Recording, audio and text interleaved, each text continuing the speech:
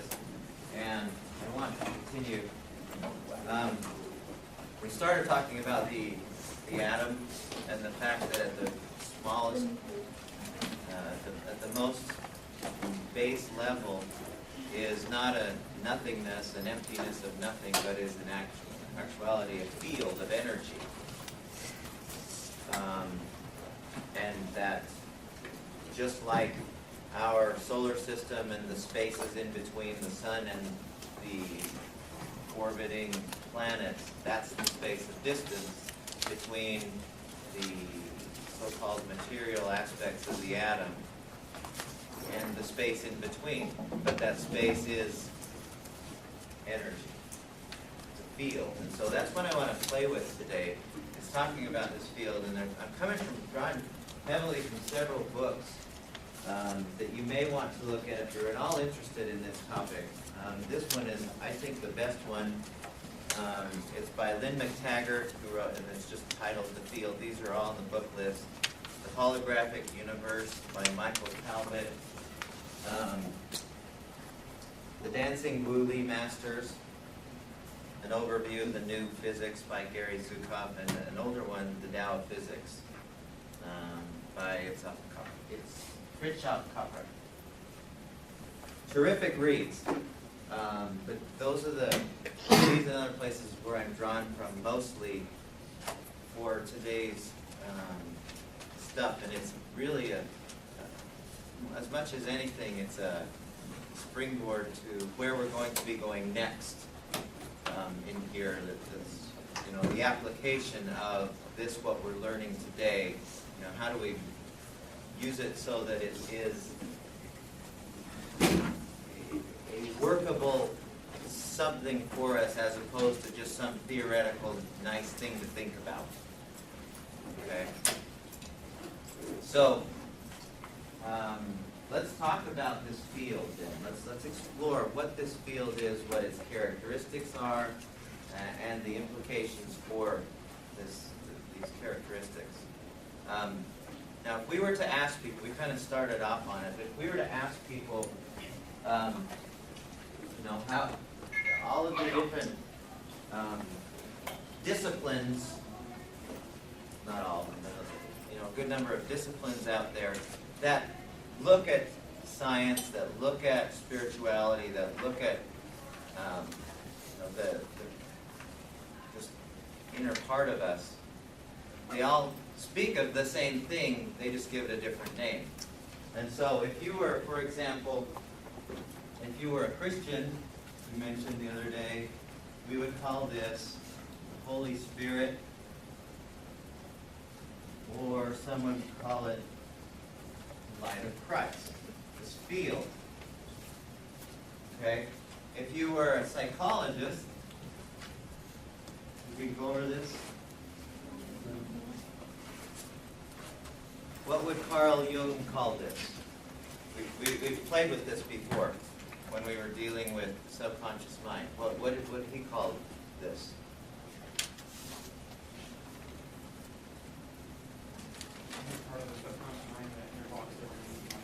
Yeah, what do we call that? Collective unconscious. Okay?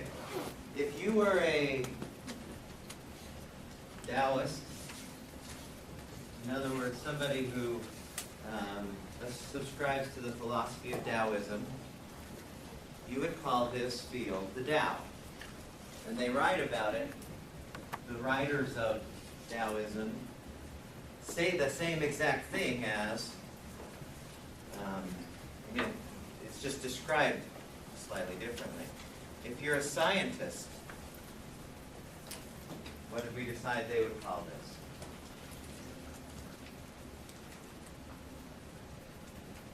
They would call this unified field. They have other names for it, but that's one of the most common ones. Lynn McTaggart is basing all of her information on the scientific point of view, physics point of view of this field. If you're Yoda, what do you call this? Force.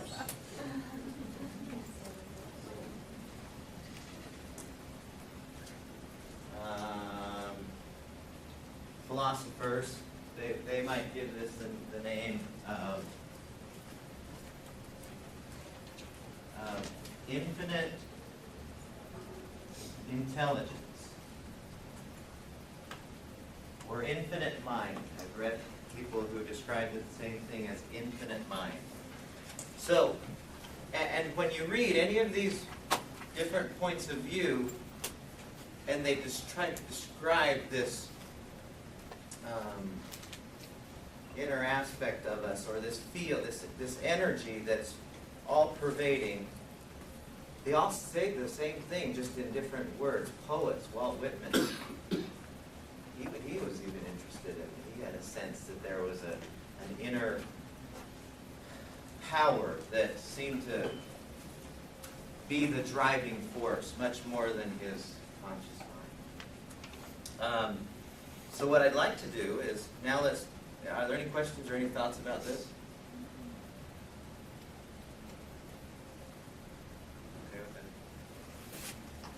So if we look at what all of these people have written about it, they've decided that there are some characteristics that are common, that make up this field, this Holy Spirit, this force. And I want to go through them, and I hope this isn't boring for you. This, to me, is one of the most interesting things I've ever come upon in studying, life for 30 or 40 years. And so I hope this, if it's just, it's just stuff, then fine, that's fine. To me, this is so interesting. So what are some of these characteristics of the field?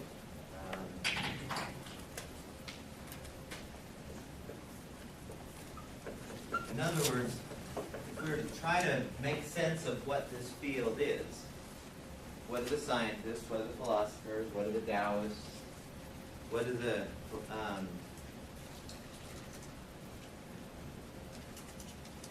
those who study this sort of thing, what do they say as they study it, or as they theorize about it?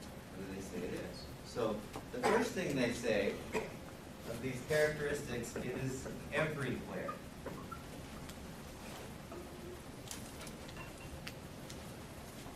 Let me read a couple things here. First from Henry Taggart's book. In other words, there is no place where this field is not in the known universe. The unknown other parts. But at least in the known universe, there is no place where this energy, this field of energy is not. Let's see.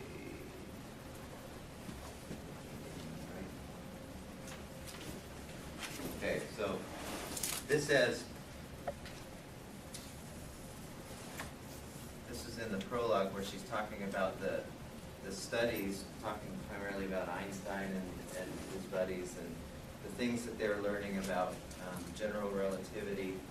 And she says this: what they have discovered is nothing less than astonishing. At our most elemental, we are not chemical reactions, but an energetic charge. Human beings and all living things are a coalescence of energy in a field of energy connected to every other thing in the world. And I would go on to say, and the known universe. This pulsating energy field is the central engine of our being and our consciousness, the alpha and omega of our existence.